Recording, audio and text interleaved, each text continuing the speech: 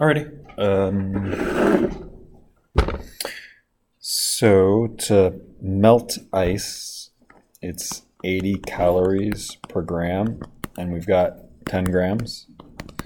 So it's going to be 800 calories to melt 10 grams of ice, and it's 540 calories per gram to vaporize water. So 10 grams of this, so 5,400 calories minus my 800 calories, so 4,600 calories. What was my answer? Alrighty. Let's go ahead and do the enthalpy from Hess's law. The first one's backwards, so I'm going to have to rewrite this. So I'll write N2 as a gas plus 3 hydrogens as a gas and 2 ammonias. There we go.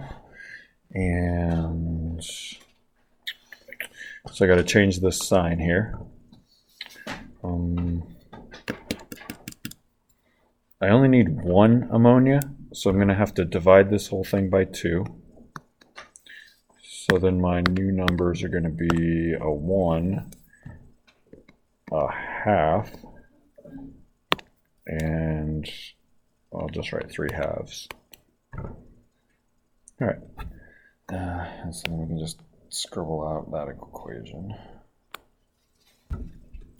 Okay, so I have taken care of my ammonia. My next one, also written backwards. Not cool.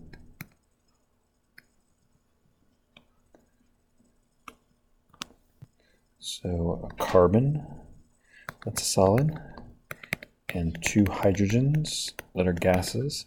So flop that. Oh, I forgot to divide that by 2. That would have been bad. And then over here, there's a methane. And then the methane is exactly what I want, state, number, and everything, so I don't need to modify that equation anymore. And then the last one here, it's written in the correct orientation, but there's too much. So if I divide this whole thing by 2, I end up with just a 1 here. Same thing here. I get a half here, and I get a half here. And so then I divide this guy here by 2. All right, so I will take this half nitrogen and cancel it out with this half nitrogen. And this 1 carbon cancels out with that 1 carbon. This half of a hydrogen will cancel out with a half here. So this was 1.5. So this turns into 1. And so then that is 3, which is what I want. And that shouldn't be there. So I need this and that and that, and that's my equation. That's everything. All right, so when I add these guys up, looks like a 91.8 divided by 2 plus 74.9 plus 270.3 divided by 2.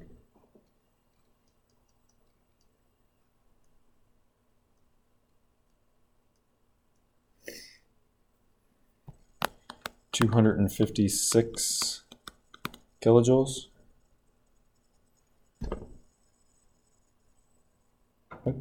Okay.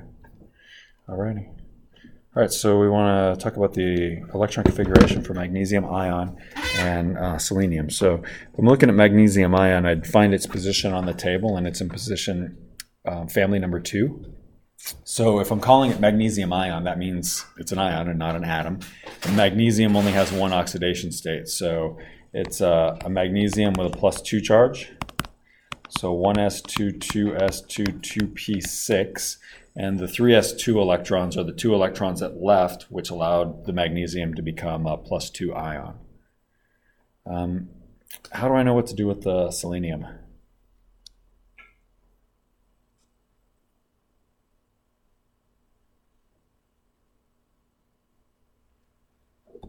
This gives you a clue here that this needs to be an anion, because ide means negative. And this is just an element with an ide, so it's a negative ion.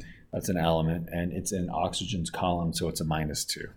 So then that selenium has a -2 charge on it, so -2. So 1s2, 2s2, 2p6, 3s2, 3p6, 4s2. Did I go too far? No. 3d10, 4p6. So it would be 4p4 if this was just selenium, but the extra 2 electrons move it over, so we get to krypton's electron configuration. All right, explain why is happening to electrons in a polar bond. It's pretty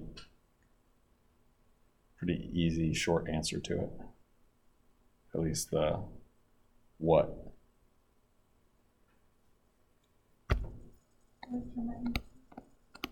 No. What'd you say? Uneven.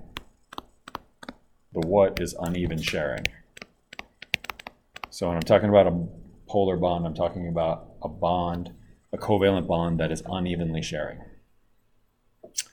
And why is that happening? Yeah, there's a greater than 0.5 difference in the atom's electronegativity.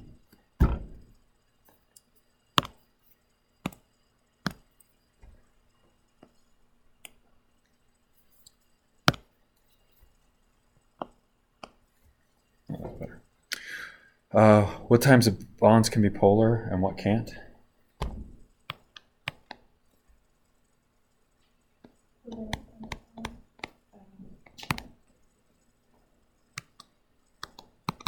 Why is that?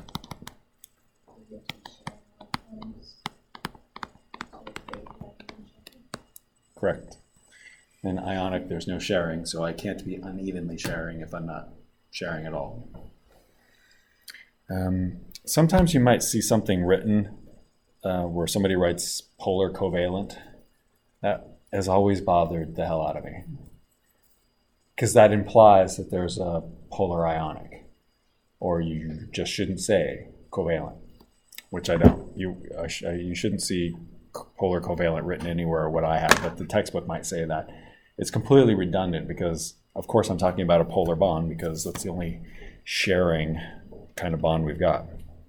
Lewis structure for silicon tetrabromide. So there are 4 valence electrons here, plus tetra is 4 times the 7 for the bromine.